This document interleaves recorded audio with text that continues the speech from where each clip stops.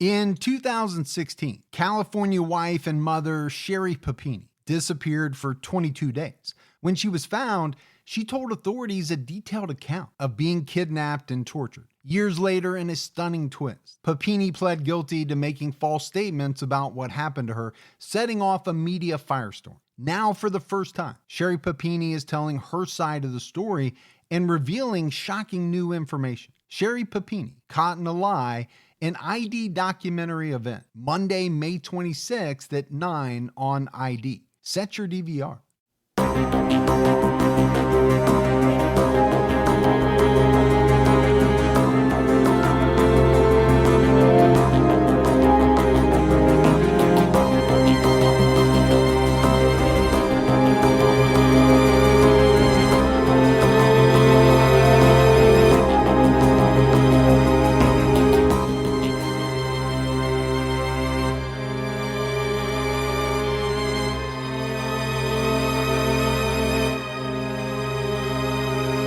Hello, everyone, and welcome to episode 167 of the True Crime All the Time podcast. I'm Mike Ferguson, and with me, as always, is my partner in true crime, Mike Gibson. Gibby, how are you? I'm good, man. I'm doing good. You're doing good? Yeah. I'm doing great. We just recorded a Patreon-only episode. We did. It's a good one. It was really good. I really think our Patreon folks are going to like it. Yeah. It's about a police officer named Jim Barton that was convicted of setting events in motion that led to his wife's death. Right. It's a case I've always been interested in because Barton was a police officer in my hometown. Yeah. Right next door to where you live now. Yeah. It's also a case where police looked at the subject of our episode today, Glen Rogers, as a possible suspect. So there was a little bit of a tie-in. Gibbs, we have some new Patreon supporters, so all right. I'm going to give some shout outs. It's here. We had Jennifer Price Ross. Hey, Price Ross. Sharon Spiller. Don't be spilling it. Ms. Mack. Ooh, Ms. and Mac. Siri Lavlin. That's that fancy application on your phone. Jumped out at our highest level. Christy B. Hey, Christy B. Diane Shipley jumped out at our highest level. Hey, Diane. Brooke Roberts. What's going on, Brooke? Don Hassan jumped out at our highest I like level. that. Don Hassan. Tammy Moss Sutphin. Hey, Tammy. Kathy. What's going on, Kathy? Faye. Hey, Faye. Chevy Ames. I like that. Chevy. Noelle Sophie jumped out at our highest level. Hey, Noel. Michelle Legg. Thank you, Michelle. Brycor Tax Services. Really? Yeah. Oh, I need some tax services. Me too. Gotta get those taxes done, man. That's right. B Gags. Hey, Big Ags. Mick Page. What's going on, Mick? Darian Norberto. Ooh, Norberto. Brandy Valadez. Hey, Brandy.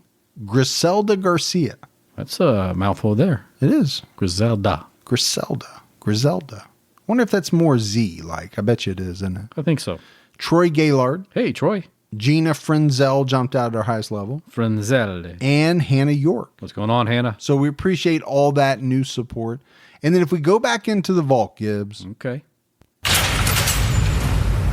This week we selected Liz Skinner. Hey, Liz. Liz has been with us a long time. We appreciate all of that long-term Patreon support. Very much so. We had PayPal as well.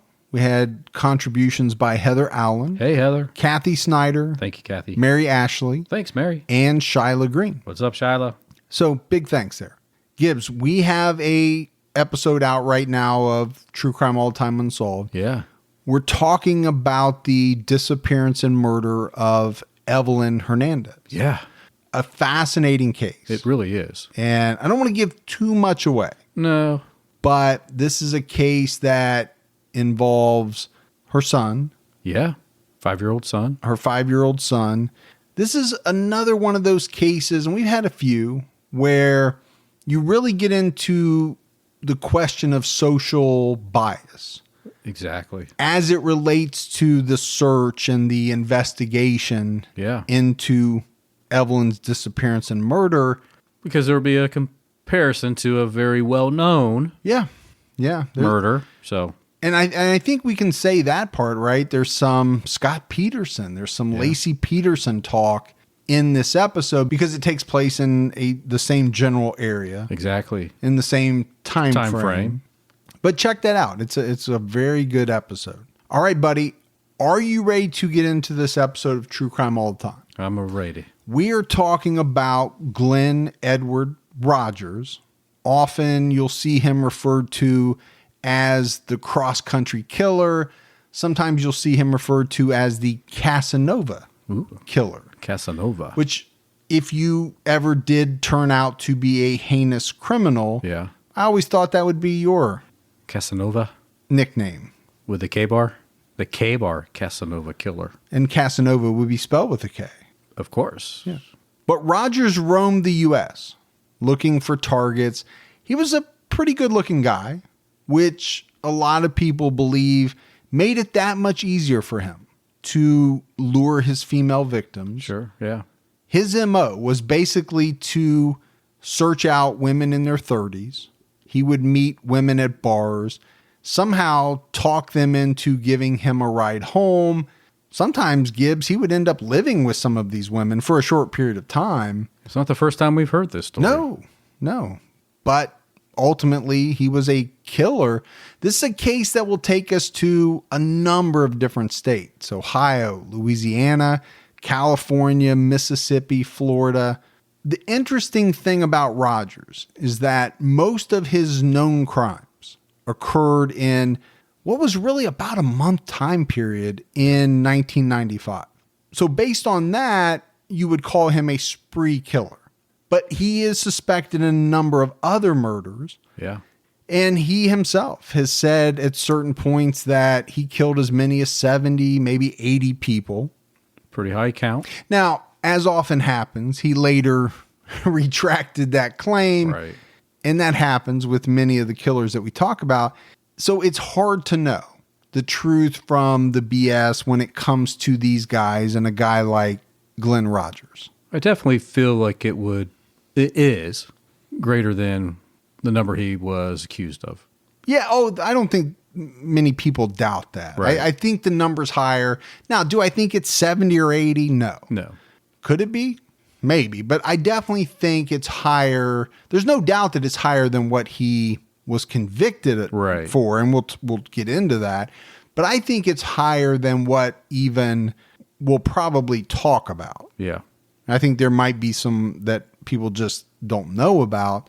Either way, you can't trust these individuals. No. As far as you can throw them. And really, you shouldn't be throwing anybody with your bad back. No, not with my bad back. That's just a fact. No. I got to be careful. So let's start with a little background. Rogers was born in Hamilton, Ohio, just south of where you and I live, on July 15th, 1962, to Claude and Edna Rogers. We've been in Hamilton before, Gibbs, on a couple of cases. It's pretty close to Cincinnati. Glen was the sixth of 7 children. It's quite a household. It is. Big household. The problem is, I don't think it was a great childhood. Although Glen's mother later told the Cincinnati Enquirer that he had, quote, a normal childhood. Oh. Most of the research that I found would suggest that it was anything but normal. Claude, his father, was reported to have been an abusive alcoholic. It's been reported that his mother was abusive to all of the children as well. At the age of 12, Rogers got into drugs and began burglarizing houses with his brother. So right off the bat, I'm not calling this a normal childhood. I didn't do that at 12. Yeah, I didn't. I waited till I was at least 19. Oh, I didn't wait that long, but maybe for them that was normalcy, But when you use the term normal childhood, you shouldn't be talking about your normal. You should be talking about, in my mind, society's normal. Yeah, the perception of normal, quote unquote. Yeah. Now, what really is normal? That's a strange word because it is a little different for everyone. I don't think being in an abusive home and, doing drugs at 12 and breaking into houses at 12 is really considered normal. Although there's a lot of people that get into some bad things when they're young. Unless you grew up on a serial court, the Bundys were there in that little bungalow, and you had the Gacy family in that 2-story. Yeah, you lived in a rough cul-de-sac. Yeah, exactly. But I guess Rogers and his brother robbed over 200 houses. It's quite a bit, man. Yeah. At 12 years old. Yeah. That means, you know what? you're pretty damn good at it. You are. At 12, Man. to get away with that many robberies before getting caught. But he did get caught. And Glen was sent to a reform school at the age of 12. So if you think about it, 1974, he's 12 years old. That was a pretty rough year. Yeah. For him. Well, unless he was happy to get out of the house and get to this reform school. You could look at it that way. Yeah. And you try to figure out what was the take of 200 homes. That's Maybe true. Could have been a banner year. Maybe he socked that away and Yeah. he was going to come back and get that. So talking about him in school, the kid got horrible grades. So he's never in there. Well, yeah, I don't know how much he was in there, but I mean, we're talking like straight Fs is what I read. Yeah. He dropped out in the 9th grade. He was 16 years old. That's surprising. That he dropped out? Yeah. Or that he was 16 years old? Both. Well, first of all, I'm not even sure how he made it to the 9th grade because it really sounded like he didn't pass any of his classes ever. So I'm not really sure if it was one of those situations where, back during the 70s and 80s, they did try to push some of those kids through. Just keep moving along, folks. This was way before No Child Left Behind. Yeah. I mean, they pushed me out at 16 years old, so. Yeah, and you're Gibby. Yeah. But to be 16 in the 9th grade, that most likely means you were held back, right? I don't think most people are 16 in the 9th grade. Held back a year, maybe 2 years. It's not that big a deal. A lot of people get held back. Yes, we do. I just don't know how you make it through the system when your report card says F, F, F, F, F, F, and they're like, yeah, just go on to the next one. You take a pencil and you turn those Fs into Bs. There you go. Sounds like somebody that has done that before. Yeah. I mean, I heard about it. Now, I imagine you being more of like a War Games, hacking in through the old time modem into the school's computer, changing all the grades that way. I was a real, what's that kid's name? Matthew Broderick? Well, yeah, that was him. I was doing that. But here's the thing, Gibbs. I don't think there's any secret. Glen Rogers was not an overly intelligent human being. His IQ was later tested at 76. Yeah. It's not very high. No. Glen had a skin condition that resulted in red splotchy places on his skin. Now, his mother later said in interviews that it came from playing in puddles near the local chemical plant. Well, that might do it. That's what she said. Yeah. Now, medical records indicate that he had something called porphyria. I don't know if I'm saying that right, but porphyria. I'm going to go with porphyria. Porphyria sounds more. That sounds better, doesn't it? Yeah. It's also called Mad King George's disease. Oh, that porphyria. So one medical journal said that it can develop as a result of excessive use of alcohol or drugs, which I think he did both. It doesn't sound like it's something that is necessarily present all the time. It sounds like in a lot of people, it's an attack, whether it's stress or anger or something that triggers the red blotchy places on the skin. But in the medical journal, there was also talk of explosive bloody bowel discharges. That doesn't sound good. Now we're getting juicy. Yeah. I don't know about you. None of that sounds good. No.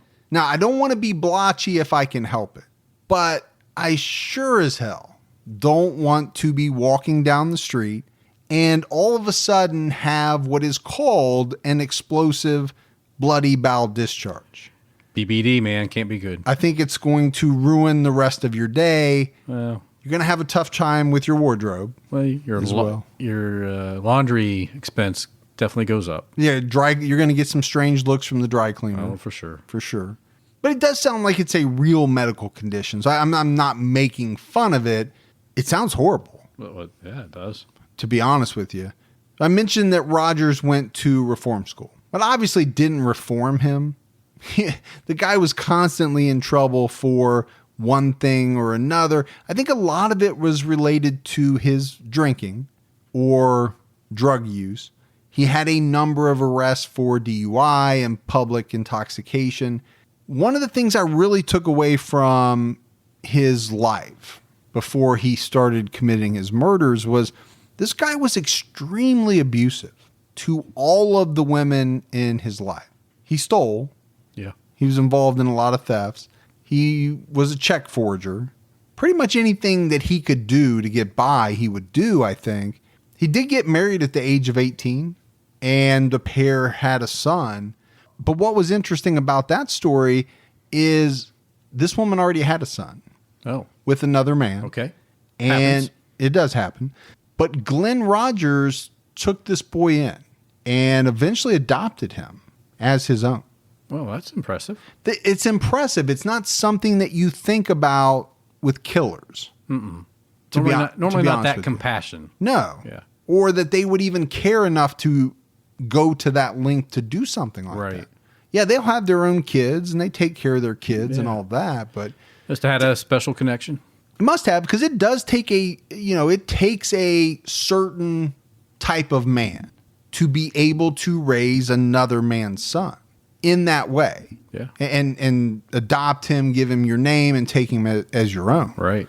By the way, it's my new song coming out. What?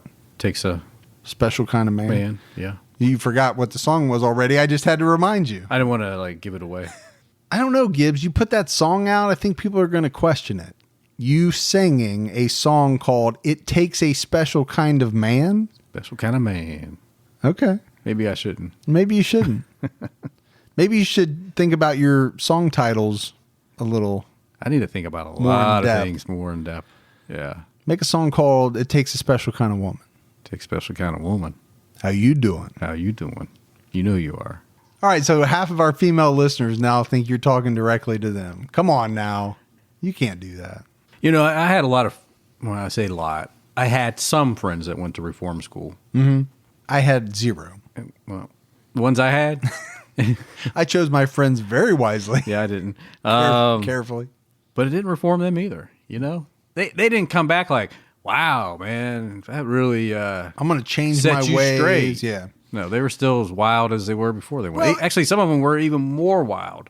Is reform school any different than jail? Is it any different than prison? You and I talk about, people going in there and sitting around talking to other really bad people Yeah. about what they've done. I mean, if anything, I think some of these people went to reform school and learned Sure. how to do certain things and get away with Yeah. it. I don't know. I don't want to put it down, but I think it works for some, I'm sure it does. I think everything works for some people. but it's not a fix-all cure-all. One of the problems with Rogers was that he was a very jealous person. He was involved in a number of violent altercations with other men, and he was such a big drinker, Gibbs, that he reportedly ended up in the hospital Yeah. after injecting Budweiser directly into his veins. Oh, well, there's always that way. The first step is acknowledging you have a problem. Yeah. And if you're injecting beer into your veins, so intravenously, Yeah. I think you right then and there, you should recognize that you have a problem. I guess you didn't hear about the suppository way, like the coffee drinkers that we talked about that one time. Just Not safe either, but at least you're not sticking, well, you're sticking yourself, but just not in your vein. that's true. And this actually might have been where he was diagnosed with the blood disease or the skin disease. Oh, yeah. Because he did end up in the hospital a number of times due to alcohol-related issues. He overdrank and damn near killed himself a few times. It does take the whole meaning to this Bud's for you. To a whole new level. Yeah. Yeah. They're not going to put that one in their Super Bowl ad. No. That's for sure. Now, the relationship with his first wife didn't last long. Just a few years after they were married, Rogers was in California. And basically from here on out, he is going to be all over the U.S. He traveled with the circus for a number of years. So we've got a carny aspect to Glen Rogers. So we can talk about carnies because they don't listen anymore. No, Remember? You right. chased them We've off. alienated our whole carny Yeah. audience. This guy was a drifter. And I do think, Gibbs, that's one of the reasons why there are so many unanswered questions as to just how many murders he may have been responsible for. You see that in a lot of cases where people are drifters and, Yeah. hop trains and stop in all these different cities. Well, heck, they could have killed a lot of people. Oh, I mean, I'm sure they did. Always wanted to do the hop train thing, though. Without the killing, please. Oh, absolutely. Yeah, just hop a train and get off wherever you want. Yeah. Are you going to have the bindle? Hobo stick? Bindle? I'll call it a bindle. I'm not sure if you're supposed to use the word hobo anymore. Oh, is that not politically correct? I don't know. I don't know what's politically correct and what's not half the time. Well, that's what I grew up knowing what it was called. So yeah, I think that the actual term is called a bindle. Yeah. Or something like that. I think you're right. I think I just have a backpack. Seems much easier. Yeah, it does. Because it doesn't seem like you can get much in there. No, it's just like a handkerchief. What do you put in there? Tied to a stick. Like one pair of clean underwear and... I don't think those guys are too worried about clean underwear. Not. Probably like a loaf of bread, something. I don't know. All right, Gibbs, let's take a quick break to talk about our sponsors. And first up is Sakara. The new year is a time to change your habits so you can be your healthiest self. But if you need some help with a new routine, Sakara can help you eat better and feel better. We all know it's very tough sticking to a resolution, but changing your routine doesn't have to be difficult. Sakara is a nutrition company that focuses on overall wellness, starting with what you eat. Their organic, ready-to-eat meals are made with powerful plant-based ingredients.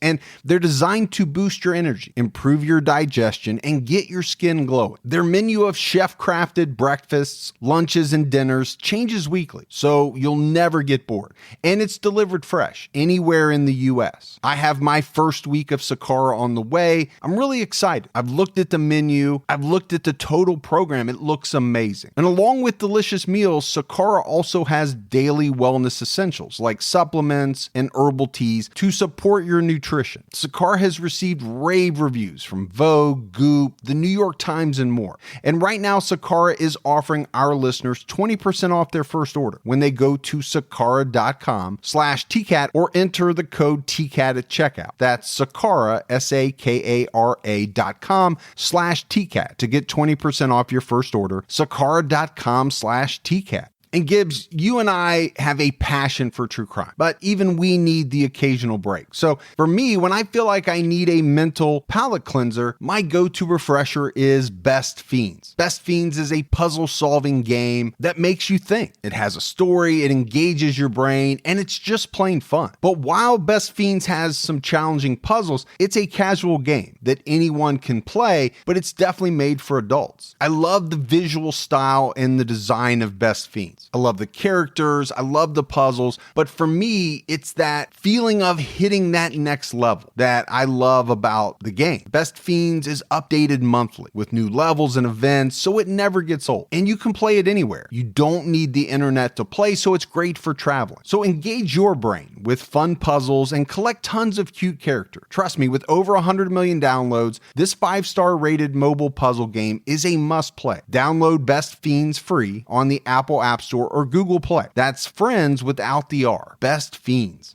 He definitely had a large number of arrests over the years in many different states. I mean, we're talking about things like assault with a deadly weapon, domestic violence. I mean, these weren't little things. No. These were some pretty serious charges.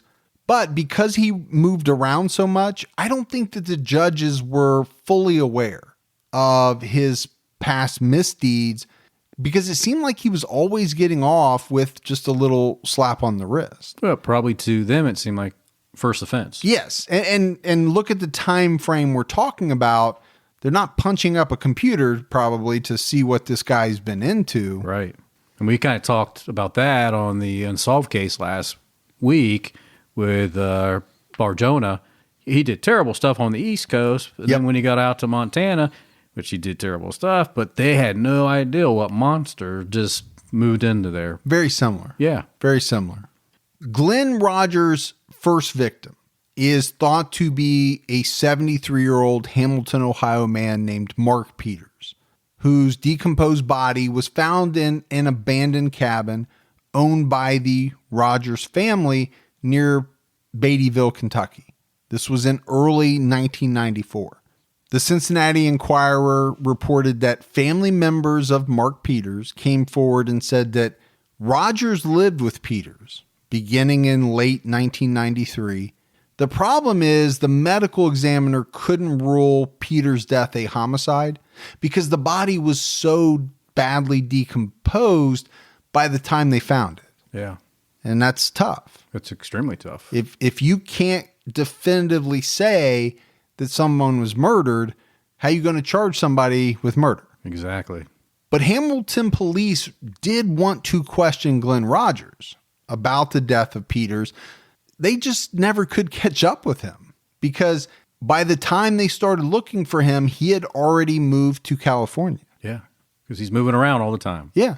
He was in California a number of different times.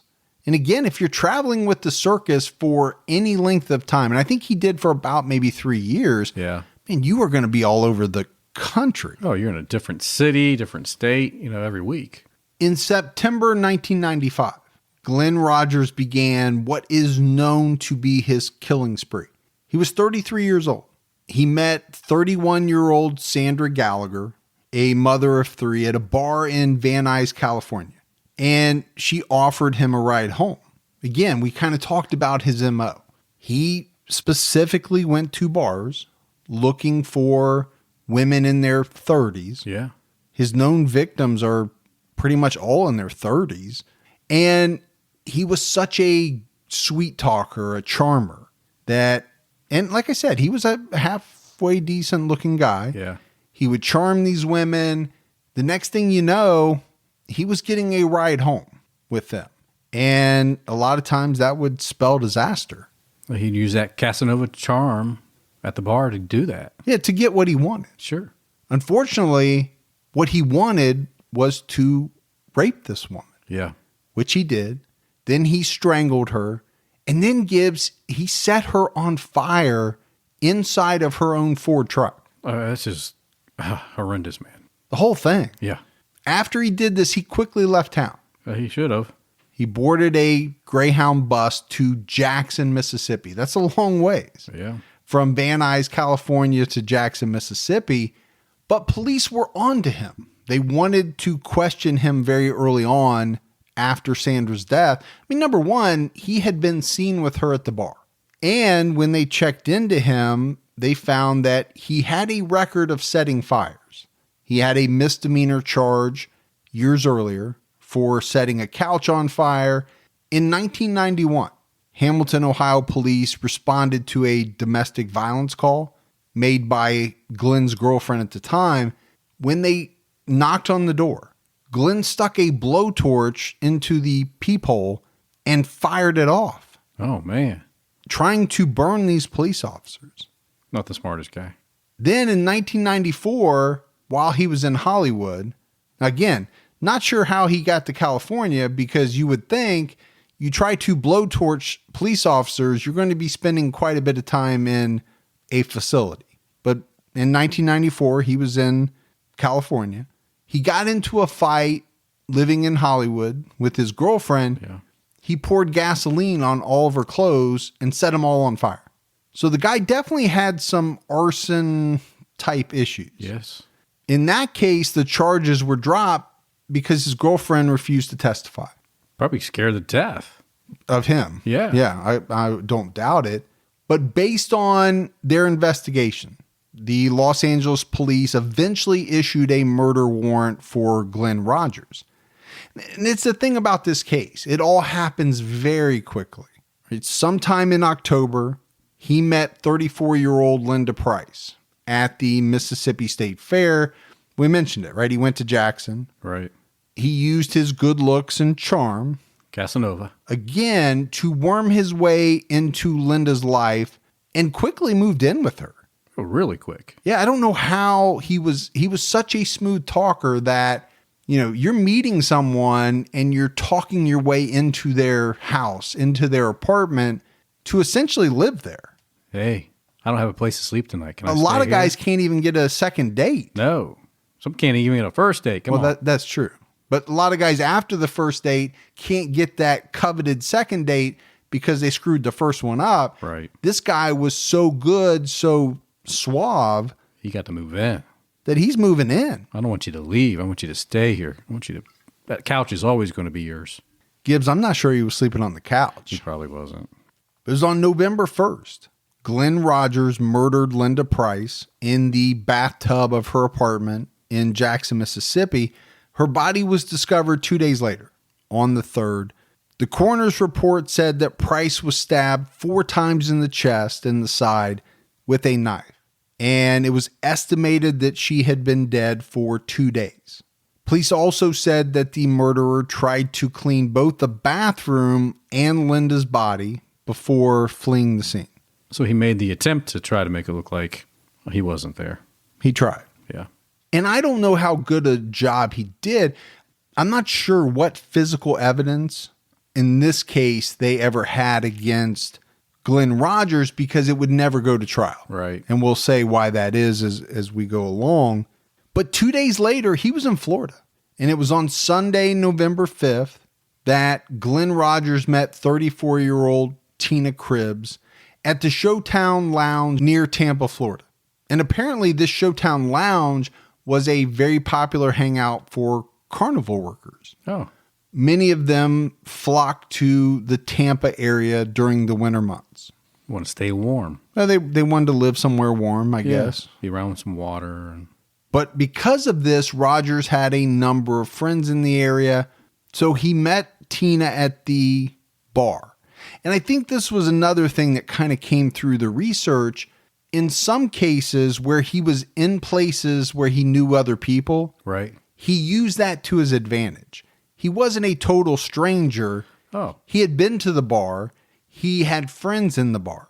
So there was a thought that some of these women may have felt a little more at ease. Oh, sure. There's definitely a level of comfort. Yeah. Leaving with this person, because it's like Cheers, right? Everybody said the guy's name when he came in. I'm not saying it was to that level, but. No, but you're exactly right. When everybody that's coming around you is like, hey, how you doing? You're like, hey, how you doing, bud?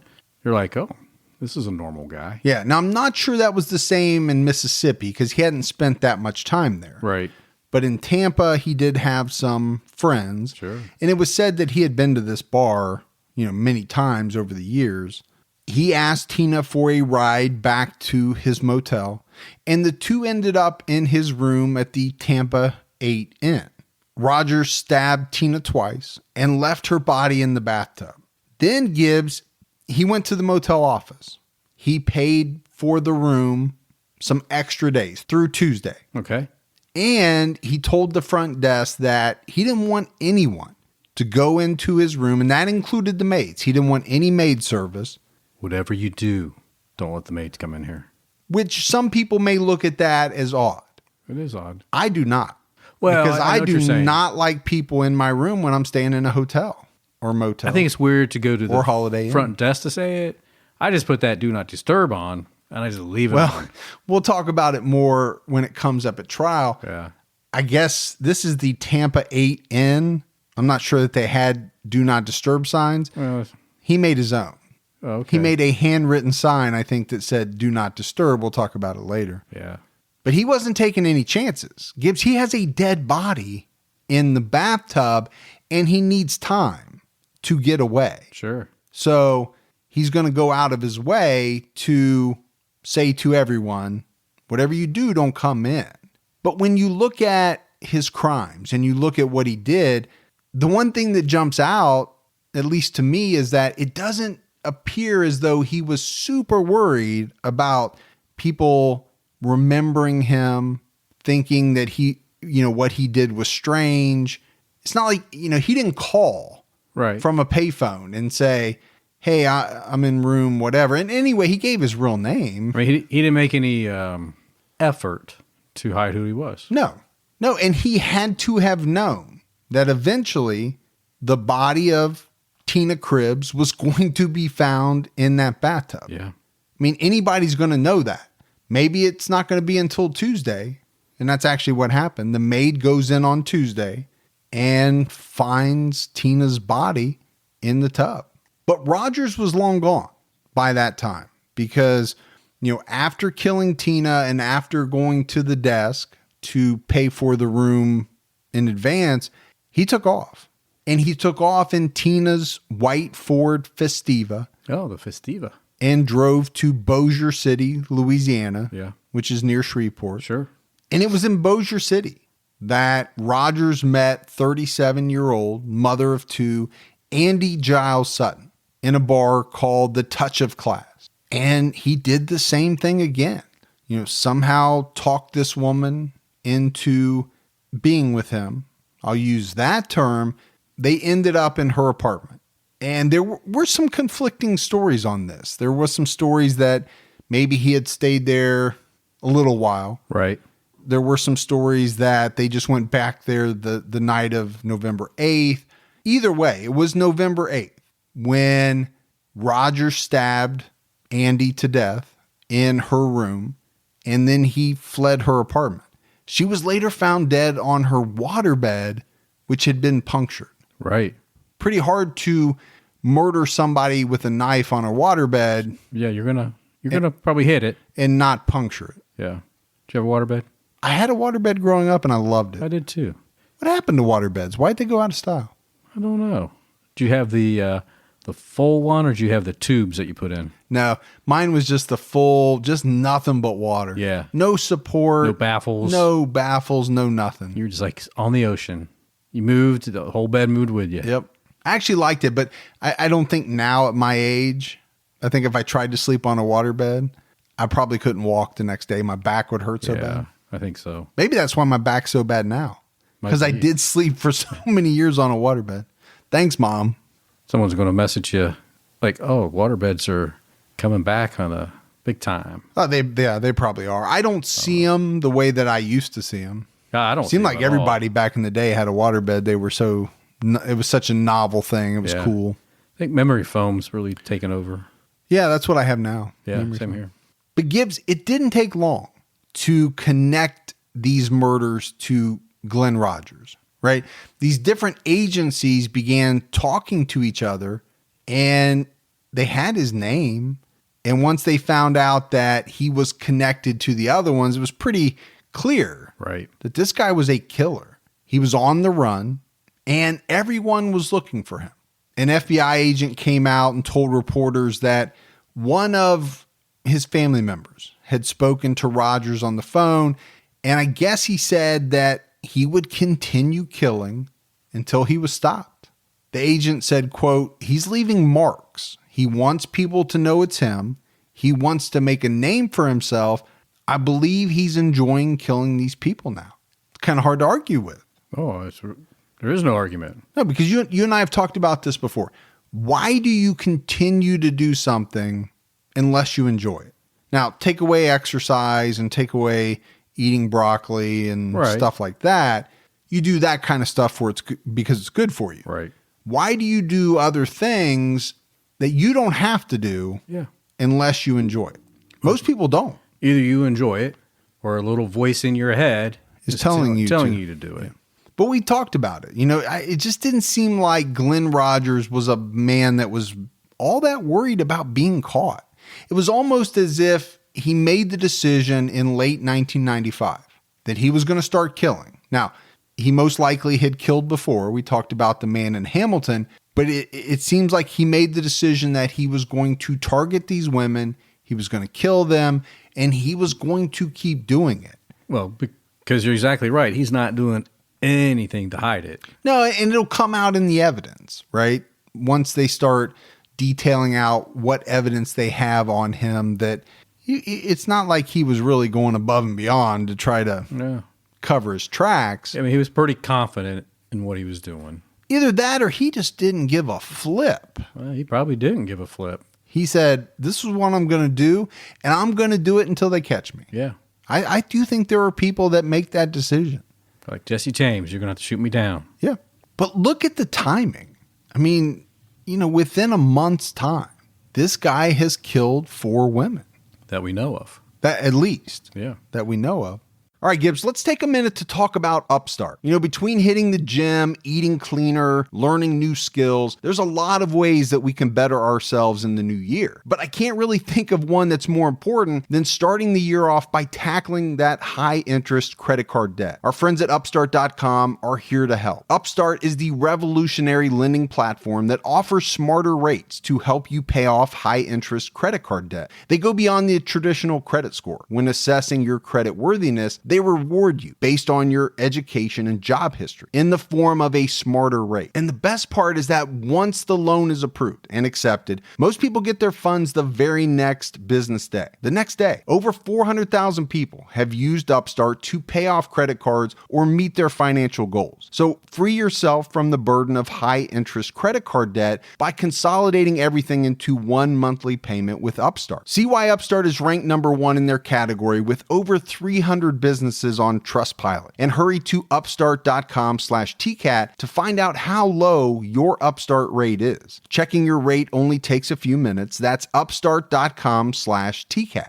Don't let allergy season slow you down. Get common allergy meds for as little as $15 with GoodRx. So you and your family, pets included, can stop allergy symptoms before they start. GoodRx is free and easy to use. Just search for your prescription on the website or the app, compare prices, and get a free coupon to show your pharmacist. Save at over 70,000 local pharmacies nationwide, including Walmart, Walgreens, CVS, Publix, Kroger, and many more. Check GoodRx before every trip to the pharmacy to save up to 80% on both brand and generic medications. And did you know GoodRx rewards you for saving money too?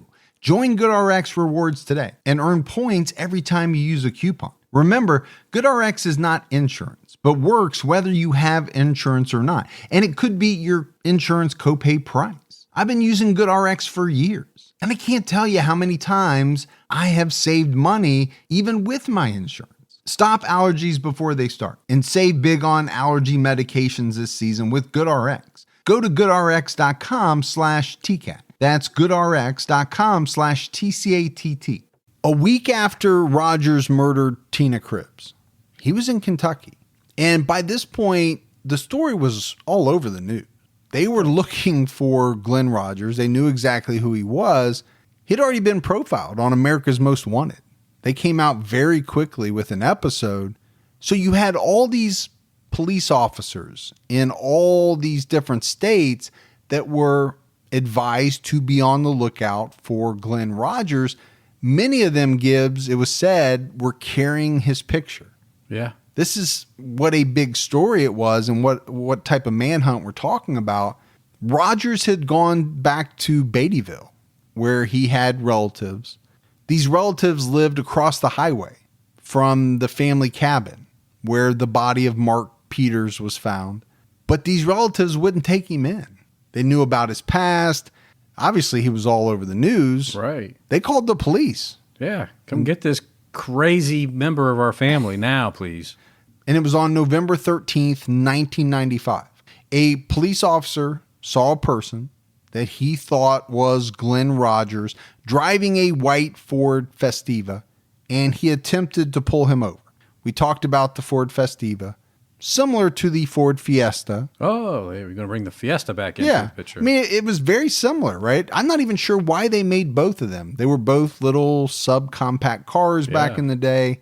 I guess Ford thought back then, hey, we need both a Fiesta and a Festiva. Well, it's depending on how you say it, maybe one sounded more festive. Well, you can never have too many cars that sound like you're having a party on wheels. Right. But to me, Gibbs, neither one of these cars was really big enough to have much of a party in. Yeah, they're definitely a commuter car. Yeah, they were very small. And I did check to make sure that they had stopped making the Festiva. Yeah. So as not to piss off all the Ford Festiva current owners. Right. I think they stopped making it in like 2002 or something. Yeah. Now, there might be some people that have an old one. Well, you know there are, and you're going to hear about it. But I wasn't going to make the same mistake I made with the Fiesta and think, okay, I'm sure they stopped making it 20 years ago, when nope, they're still making it. Yeah. Although I did see where they canceled it. Did they? I think I saw that in a news story. Okay. They canceled the Fiesta. Well, there's still some out there, man. Well, there's a bunch out there. Yeah. So this police officer is trying to pull Rogers over, but Glen's not going to give up. There's too much at stake, right? He has no reason to give up voluntarily, so he took off. He also had been drinking heavily. I think he was pretty blitzed at that time, which is always nice to think about, that there's a man driving around on the roadways that's blitzed and trying to get away from the cops. The police officer called for backup and a high-speed chase ensued. At one point, Gibbs, I guess Rogers started throwing empty beer cans out of the car back at the officers that were chasing him. That's going to stop you. Yeah, I don't know what he thought he was going to do. Yeah. Now, if you had some full beer cans going 100 miles an hour, it might. That might break a windshield. That would probably break a windshield. I'd be like, hey, there's another litter ticket for you, buddy, when we get you. But a bunch of empty beer cans coming at you, I don't know what that's going to do. The chase lasted 15 miles. Officers were eventually able to force Rogers off the road and they apprehended him. What was interesting was that there was a Cincinnati news station, WCPO. They were there filming this as it went down. Wow. So you can go out there and watch it. And once they got Rogers out of the car, a reporter tried to ask Glenn some questions after he was put in handcuffs and they were trying to get him into the police car. That's when that police scanner comes in handy for those news people. Yeah. So let's play that clip. Glenn, did you do this? One-on-one, talk to me in person alone. Did you do this, Glenn? Did you kill those women, Glenn?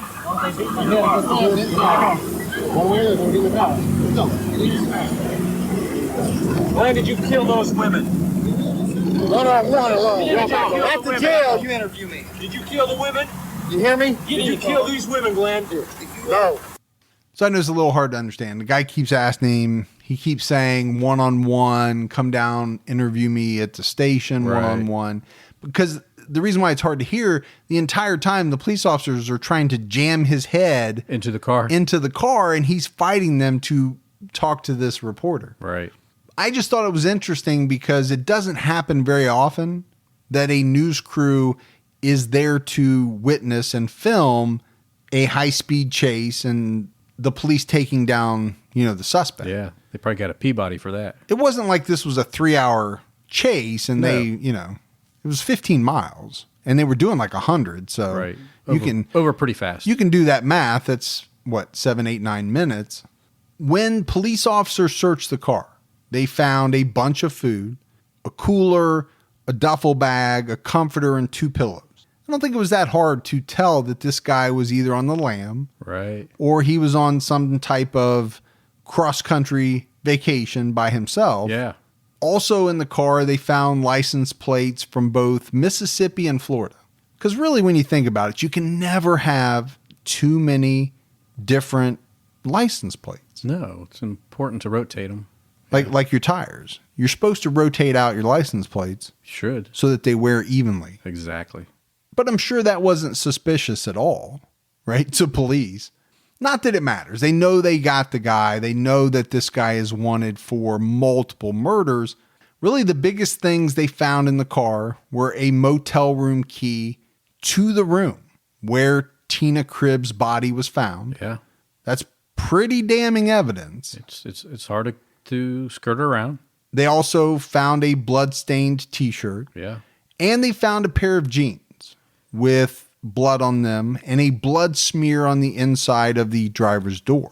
I mean, so it just tells you right there, with the room key and with the blood-stained clothes, he really didn't give a rat's you-know-what, because he had opportunities to get rid of that stuff. Oh, sure.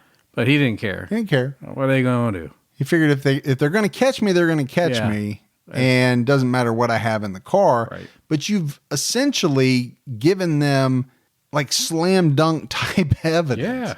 Yeah. You and I talk about a lot of cases where the evidence is circumstantial. It's thin. It's connecting, but is it proving beyond a reasonable doubt that someone killed somebody? Right. This guy has the room key to the room where he left this woman's body in the bathtub. Not to mention the fact he's driving her car. Yeah. With some of her blood-stained clothes. Yes, exactly. When the Kentucky authorities questioned Rogers, he told them that he got the car from a girl that he met at a bar.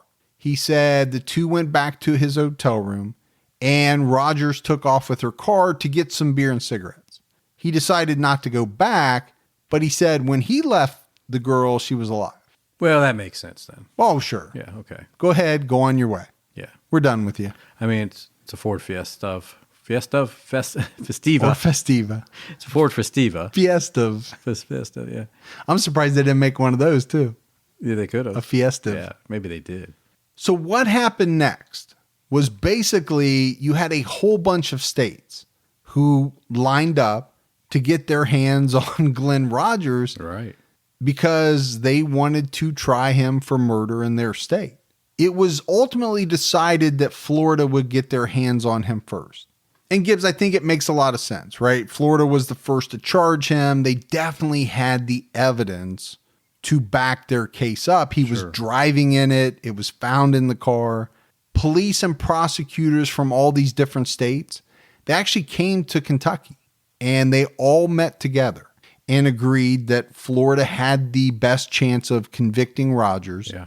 And on top of that, Florida had the death penalty. So if he was convicted, these other states knew he was going to most likely get a death sentence. Right. So they wanted to see that play out and then decide, right? So if something went wrong in his Florida trial, they would be waiting in the wings. Oh, for sure. Yeah. I mean, to take him on. Let Florida spend the money, go through the process, get the conviction. If they don't, like you said, then we'll take it on. Or if we feel like after that we still want to try him, then we will. Yeah, that's basically what they decided. So Rogers was shipped to Florida. The other states would keep a close eye on the outcome of his Florida trial to see how they wanted to proceed.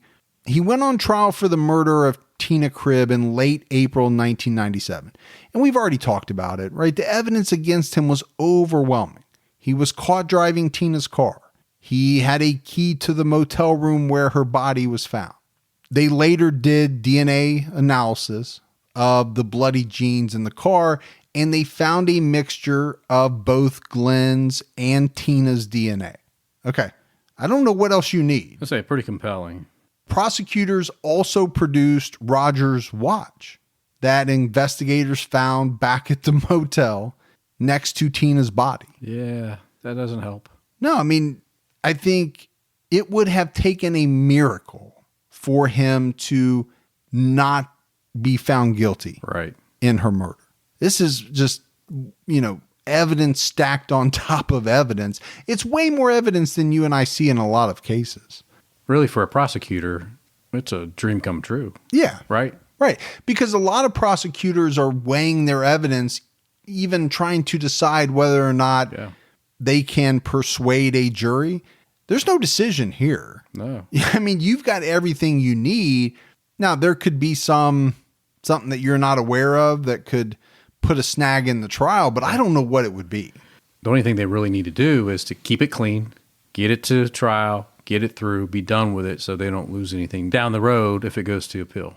So according to court documents, a bartender testified that Rogers arrived at the bar.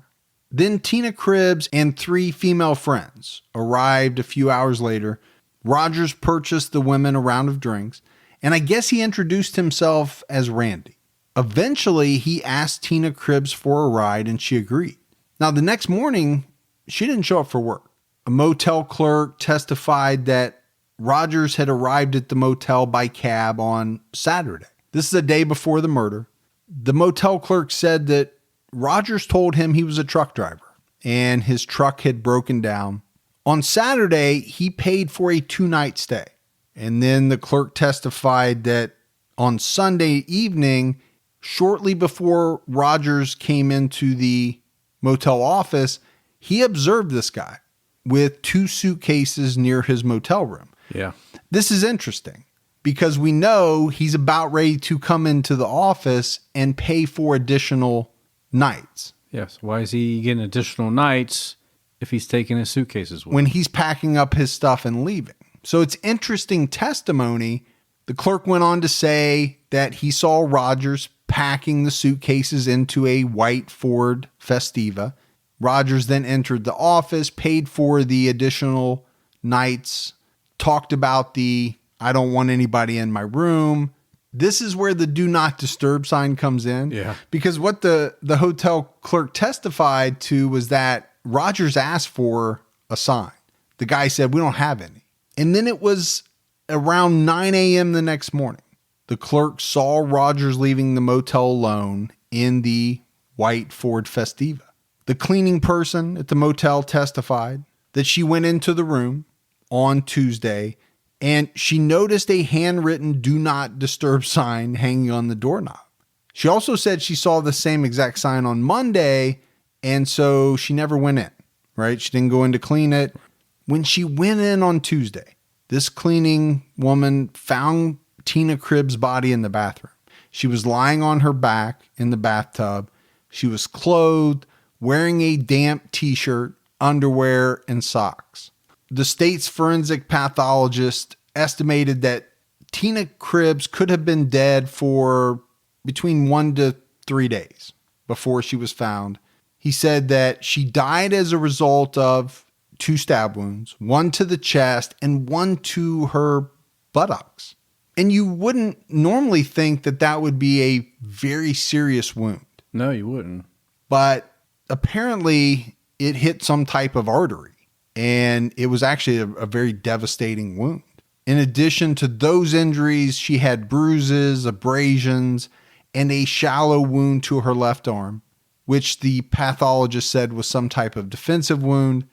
She was definitely wearing her clothing when she was stabbed. That was pretty easy to figure out because there was holes in the shirt, right, where the knife entered. This trial lasted less than 2 weeks. And on May 7th, the jury found Rogers guilty of first-degree murder. Then 2 days later, it took them less than 2 hours. Pretty quick. To recommend the death penalty. Yeah, I don't think there was all that much discussion. No, I think it was pretty much a slam dunk, really. The evidence was there. Probably not hard for this jury to make that decision. I really don't think, Gibbs, it was that hard for them to come back with a recommendation of death. On July 11th, 1997, the judge sentenced Rogers to die in the electric chair. And the judge said to him, Miss Cribbs was conscious at least long enough to realize her lifeblood was flowing into the bathtub drain and that she could not escape death.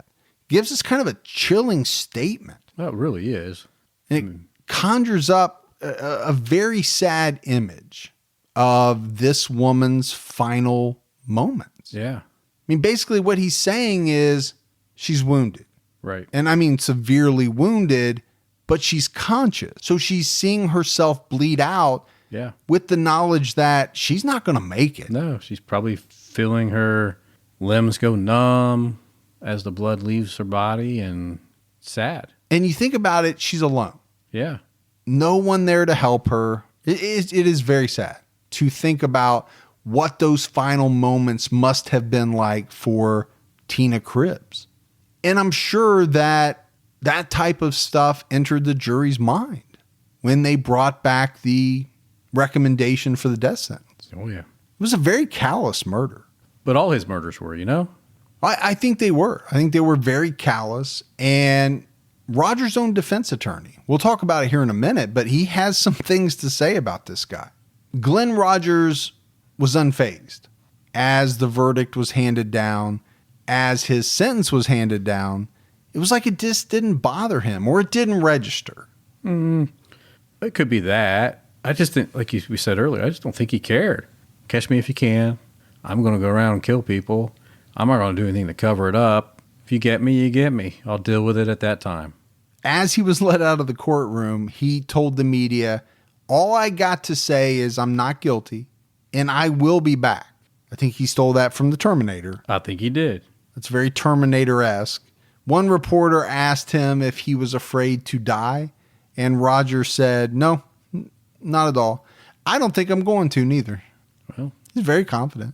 He's trying to be. But it was really Rogers' attorney speaking after the sentence was handed down that grabbed my attention. He told the Tampa Bay Times that he wasn't surprised when his client showed no emotion after both the verdict and the sentencing. He said, quote, when you sit down to talk to him, you realize you are dealing with someone who doesn't think like you think. His range of emotions isn't normal. Clearly. That's his defense attorney. Yeah.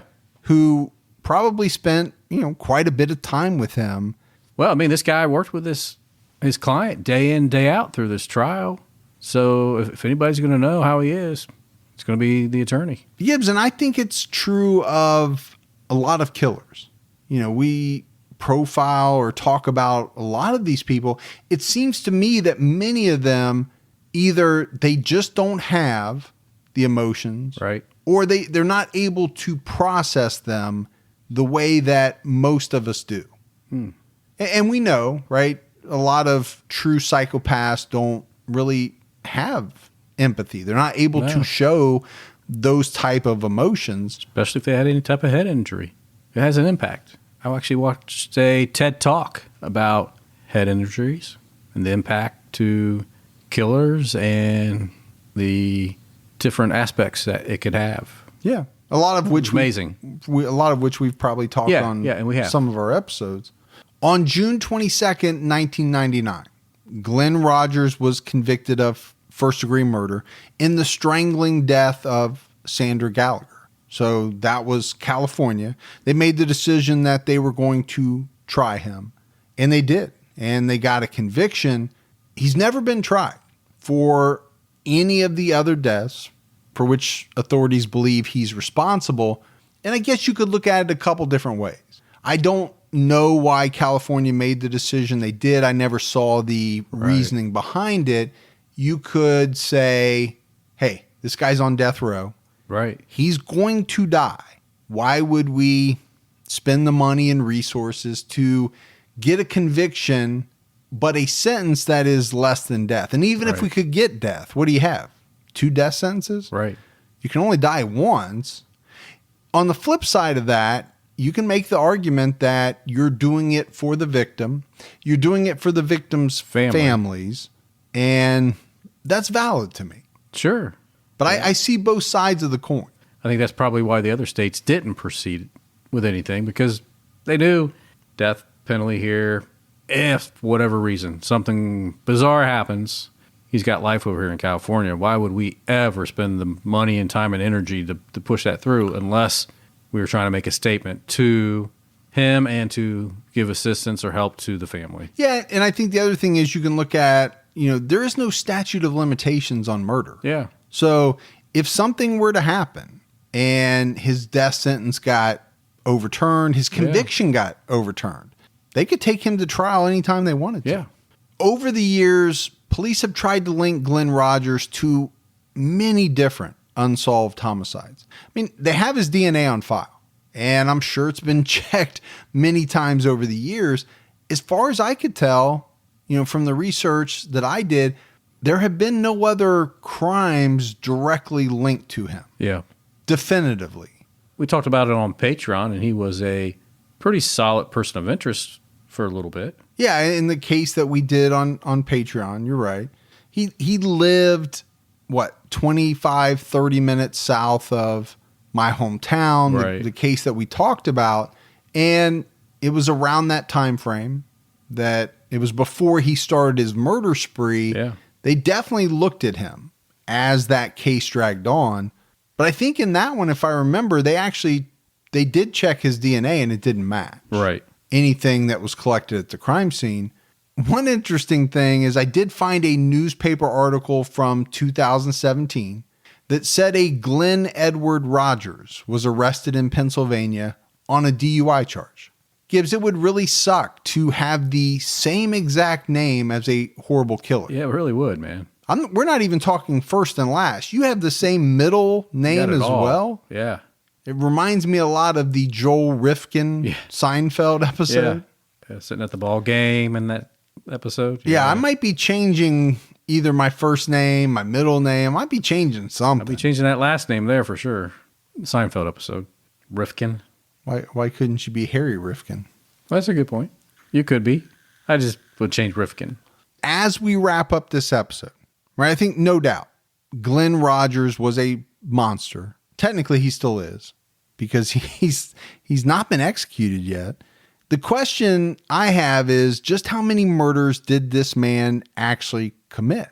Like we said, at one time, he said it was 70, 80, and then later he said, no, I didn't kill anyone. Yeah, well. We know he killed people. Absolutely.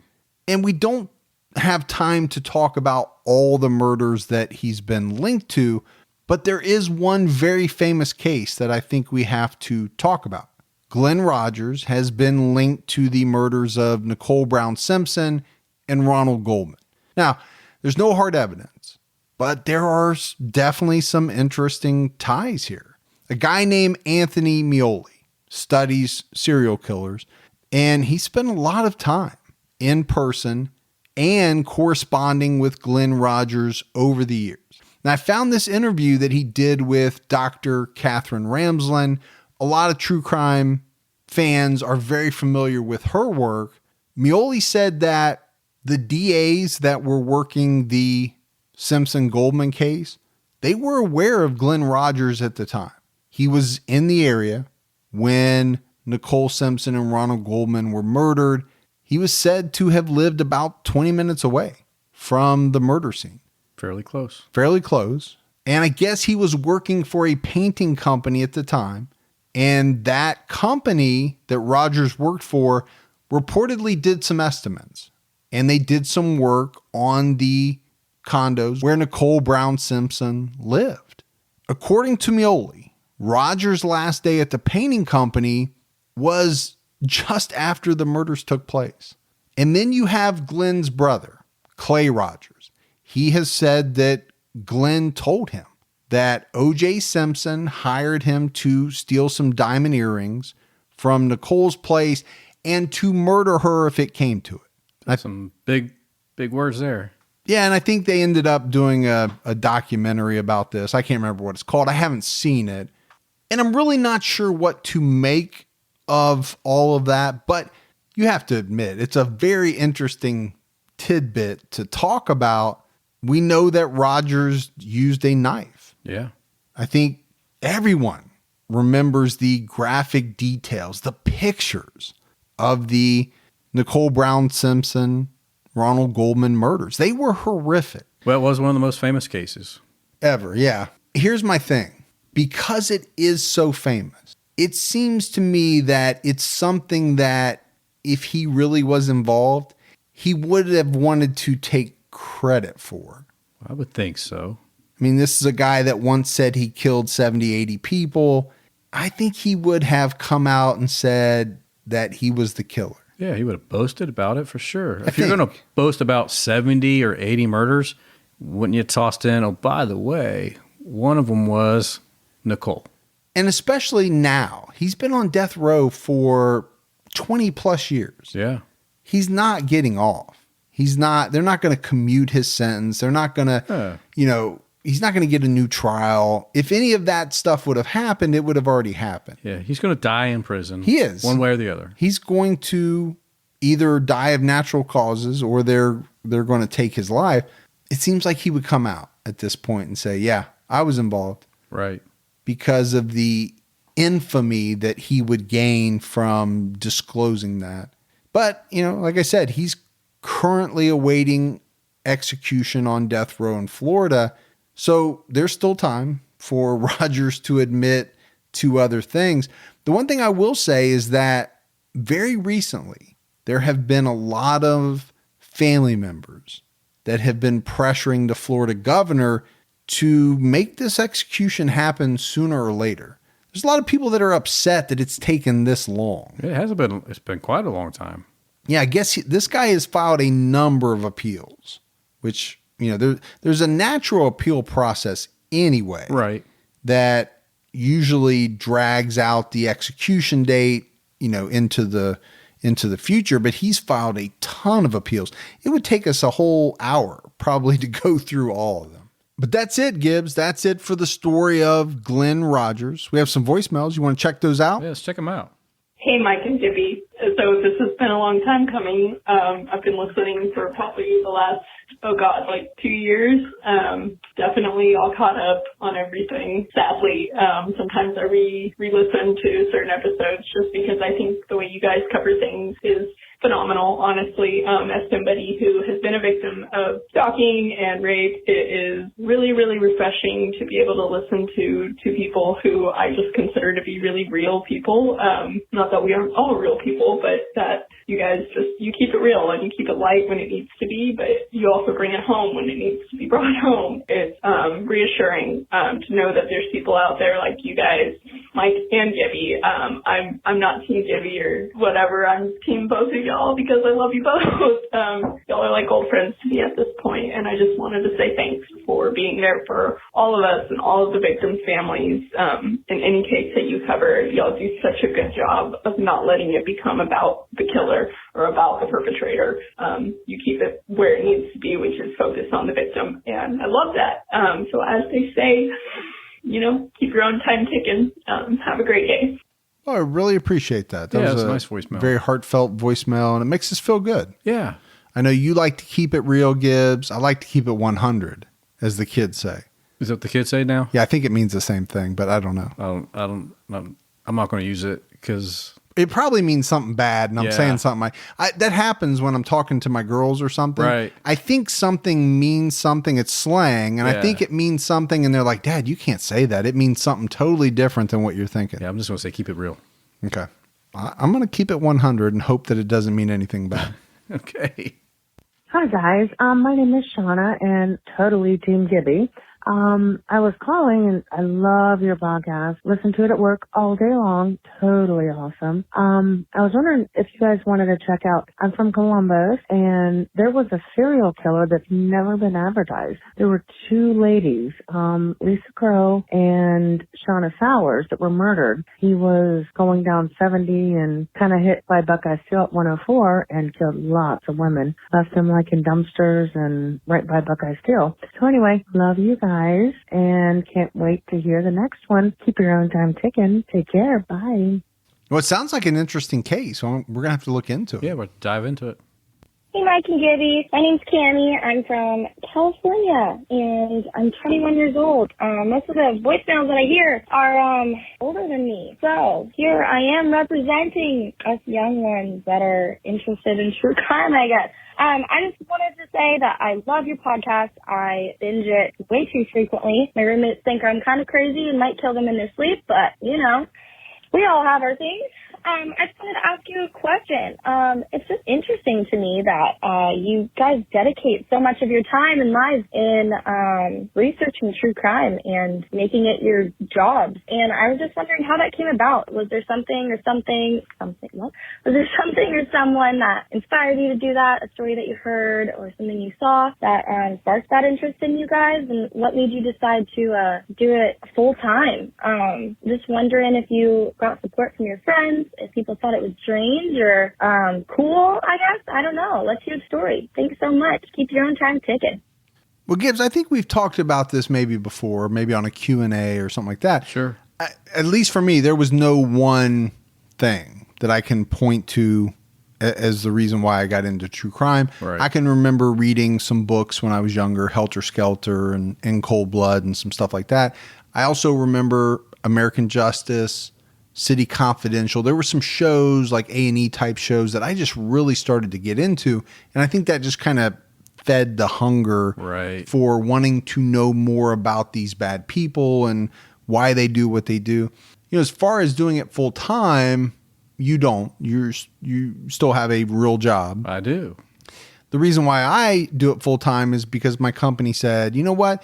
We don't really want you to work here any longer. Right. So I was kind of forced into it. I could have tried to find another job, but I thought, you know what? I'm going to give it a go. Yep. So it's worked out. It's worked out good.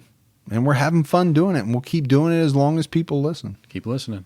Hey guys, my name's Aubrey from Colorado, and I've been trying to get up to the courage to call for a while, but I was just listening through the back catalog of TCAT. I'm all caught up on Unsolved, and I was listening to the Richard Ramirez episode, and I had to pause in the middle and call because, Gibby, your story about the girl that you kissed and asked to marry you, my dad's parents owned a Benjamin Franklin store, and his mom was German. And so if you happened to be in northeastern Montana at the time, it might have been my aunt. But yeah, I just thought that was really funny. So I'll probably call again soon. So keep it up and keep your own time ticking. Thanks, guys. Oh, that was the day. I remember that day. But it wasn't in Montana. It was in Montana. We had a Ben Franklin store in the little town that I grew up in, and it was where my grandmother would buy all her supplies for quilting. Oh, yeah. She was a big quilter. Yeah. So I would always walk there with her because they had candy and they had other stuff there, and I'd get a candy bar. It was good memories, man. It was good memories, man. All right, buddy. We had mailbag. Yeah. One thing. We got some new magnets for the studio fridge. Awesome. No name on the package again. Oh, okay. But they came from a company called Decapolis Tulsa. So we got a Route 66 Tulsa magnet. Okay. Or Route 66, depending on how you say it. And one that just says Oklahoma, but they're cool. And our fridge magnet collection is growing. It is. It looks good over there. It does. It's actually filling up pretty quickly.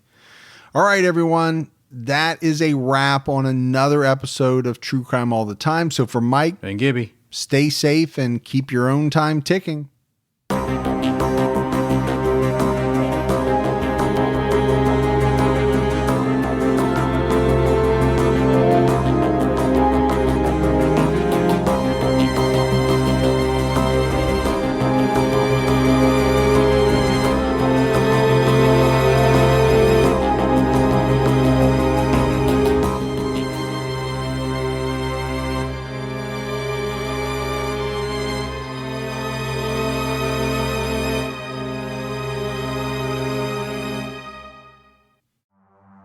In the early hours of December 4th, 2024, CEO Brian Thompson stepped out onto the streets of Midtown Manhattan. This assailant pulls out a weapon and starts firing at him. We're talking about the CEO of the biggest private health insurance corporation in the world. And the suspect, he has been identified as Luigi Nicholas Mangione, became one of the most divisive figures in modern criminal history. It was targeted, premeditated, and meant to sow terror. I'm Jesse Weber, host of Luigi, produced by Law and Crime and Twist. This is more than a true crime investigation. We explore a uniquely American moment that could change the country forever. He's awoken the people to a true issue. Finally, maybe this would lead rich and powerful people to acknowledge the barbaric nature of our healthcare system. Listen to Law and Crime's Luigi exclusively on Wondery Plus. You can join Wondery Plus in the Wondery app, Spotify, or Apple Podcasts.